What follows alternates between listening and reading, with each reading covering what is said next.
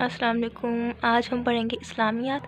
اسلامیات میں ہم پڑھیں گے ارکان اسلام۔ ارکان اسلام جو ہے وہ مسلمانوں کے لیے مطلب کہ پورے مسلمانوں کے لیے، انسانوں کے لیے ارکان اسلام ہم پہ کتنے ضروری ہیں۔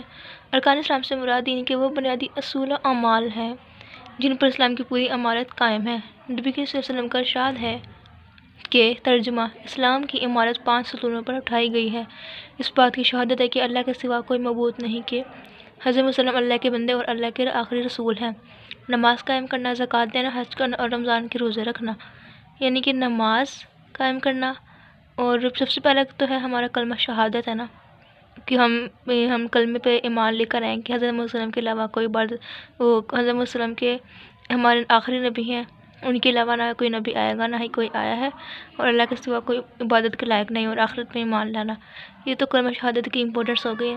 اس کے علاوہ نماز بہت ضروری ہوتا ہے، نماز دین کا ستون ہے، اور زکوٰۃ ہر اس پر فرض ہے جو اس کی صاحب استطاعت ہو، اس کے باوجود بھی وہ اگر زکوٰۃ نہ دے تو اللہ کو بعد میں بہت ناگوار لگتی ہے۔ حج کرنا اور رمضان کے روزے رکھنا، اگر صاحب استطاعت ہونے کے باوجود بھی اگر حج نہ کرے تو وہ اللہ کو کوئی فرق نہیں پڑتا کہ وہ یہودی ہو کے مرے کہ عیسائی ہو کر۔ اور رمضان کے روزے رکھنا، یعنی کہ روزے بھی اللہ تعالیٰ پہ فرض کیے گئے ہیں، 30 روزے ہوتے ہیں اور اللہ نے ان کو فرض کیا گیا ہے۔ کلمہ شہادت، ہم کلمہ شہادت پر آتے ہیں۔ ارکان دین میں سب سے اہم کلمہ شہادت ہے، جس کے الفاظ ہیں: میں گواہی دیتا ہوں کہ اللہ کے سوا کوئی معبود نہیں، وہ یکتا ہے، اس کا کوئی شریک نہیں۔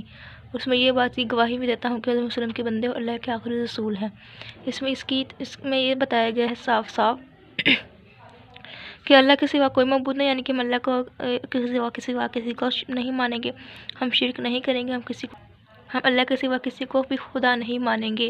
یہ شرک ہوتا ہے، شرک خدا کو ناپسند ہے، شرک کرنے والے کافر ہوتے ہیں۔ اور یہ کہ حضرت وسلم اللہ کے آخری نبی ہیں، یعنی کہ ہم نے آخرت پر ایمان لانا ہے، اللہ کے سوا کوئی معبود نہیں، حضرت وسلم کے بعد کوئی نہ نبی آیا ہے نہ ہی کوئی آئے گا، حضرت وسلم آخری نبی ہیں۔ توحید کے باب میں تفصیل سے بیان ہو چکا ہے کہ عقیدہ توحید کی انسانی زندگی پہ کیا اثر مرتب ہوتے ہیں۔ یہاں چند اشارات پر اکتفا کیا جاتا ہے۔ کفر و شرک سے نجات۔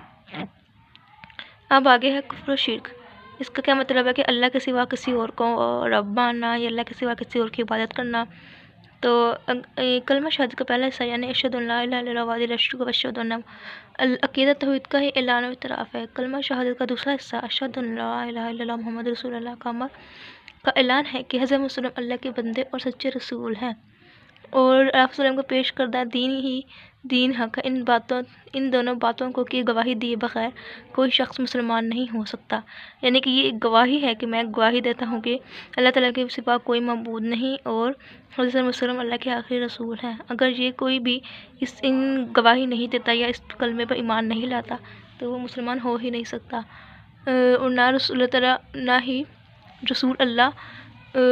صلی اللہ علیہ وسلم کو تسلیم کے بغیر اللہ تعالیٰ کو پہچان سکتا ہے، چونکہ رسول پر ایمان لانے کا مفہوم میں ان کی بتائی ہوئی تعلیمات کو تسلیم کرنا شامل ہے، اور اس کی بنا پر یہ ایک کلمہ پڑھنے کے لیے ذہن انسانی کو کفر و شرک سے تمام تصورات سے نجات حاصل ہوتی ہے۔ حقیقی گواہی۔ اب حقیقی گواہی کا مطلب کیا ہے کہ ہم یعنی کہ پورے دل سے گواہی دیں کہ ہم اللہ تعالیٰ کو اپنے دل سے تسلیم کر لیں کہ اللہ تعالیٰ کے سوا کوئی عبادت کے لائق نہیں ہے، جیسے کہ ہندو ہوتے ہیں، ہندو بتوں کی پوجا کرتے ہیں، اور دوسرے یعنی کہ بتوں کو، اپنے جانوروں کو اپنا رب مان بیٹھتے ہیں، وہ ایک شرک ہے۔ اس طرح سے اللہ تعالیٰ کوئی بات سخت ناپسند ہے، وہ مسلمان کہلانے کے لائق ہوتے نہیں ہیں۔ اللہ تعالیٰ کو معبود اور حضرت صلی اللہ علیہ وسلم کو آخری نبی تسلیم کرنے کے لیے گواہی کی ظاہری طور پر ادائیگی ہو جاتی ہے، لیکن اس زبانی گواہی کے ساتھ ضروری ہے کہ کلمہ پڑھنے والے کا دل اس کی گواہی کی تصدیق کرے، اور دل کی تصدیق کی عملی صورت اور اللہ اور اس کے رسول اللہ علیہ وسلم کی اطاعت ہے۔ ایسے اطاعت کے دل کی تمام خواہشات شریعت اسلامی کے تابع ہو جائیں، جیسے کہ نبی صلی اللہ علیہ وسلم نے ارشاد فرمایا: لا یؤمن احدکم حتی یکون ہواہ تبعا لما جئت بہ۔ ترجمہ: تم میں سے جو شخص اس وقت تک مومن کامل نہیں ہو سکتا جب تک کہ اس کے دل کی خواہشات میری لائی ہوئی شریعت کے تابع نہ ہوں۔ آگے آتا ہے انسانی عظمت کا ضامن عقیدہ۔